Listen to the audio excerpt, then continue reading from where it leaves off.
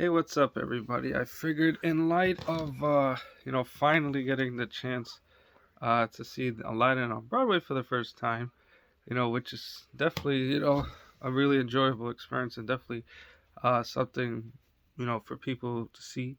But in the meantime, I figured uh, I realized that it's that this year's in 2022 is the 30th anniversary of Aladdin, and I figured, since I finally had the chance to see the play for the first time, I figured might as well go back to what started the phenomenon in the first place, which was the Aladdin animated feature film, which was, I can't believe it was in 1992.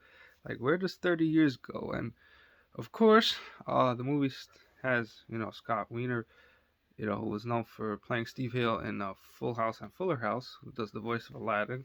And then, of course, the wonderful and magnificent late Robin Williams was the one that provided the voice of the genie. And of course, it takes place in the mystical land of Agrabah. And of course, it deals with Aladdin, who's a street peasant and also named the Nick Rat because he lives out in the streets of Agrabah and is poor, and wants to, like, become more than what he is, being a scavenger on the streets, his pet monkey, Abu. And of course, there's also Princess Jasmine, who longs to be, see the outside world outside from the palace of, Agrabah, who wants to, see what there is, outside, and wants to make her own path for herself. But of course, those particular plans, almost seem, determined by her father, the Sultan. I mean, who wants to see Jasmine get married so she could be well taken care of? But from Jasmine's perspective, she wants to find love because it feels right and with that, right person, regardless of who that may be, and like I said, she wants to marry, for love, not out of royalty, you know. And then of course there's Jafar, the Sultan's trusted advisor, who's really planning to overthrow the Sultan in a in hopes of becoming ruler of Agrabah for himself.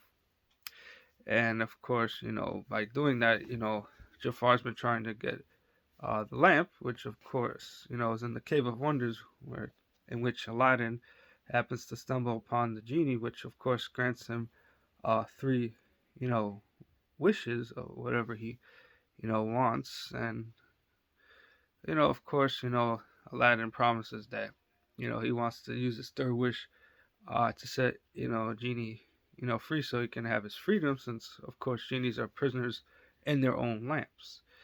And in terms of how I'm sorry, Aladdin holds up 30 years later, it's still enjoyable. It's a fun experience, a movie for all ages. I mean, even the live action version, with Will Smith taking over the genie part was pretty good. But there's just something special and unique about the animated version from nearly 30 years ago, primarily because of, Robin Williams bringing in his own charm and wit and humor to the genie, character, which quite honestly nobody else could do it the way that he, could. So, um, like I said, it's still, like I say, after 30 years later, it's still quite an enjoying movie going experience. Like, it's like one of those movies you never get tired, of watching when you're like in the mood to see it. So, that's that. So, anyone, I guess, who are big fans of Aladdin like myself, feel free to comment and share what they think about it even 30 years later.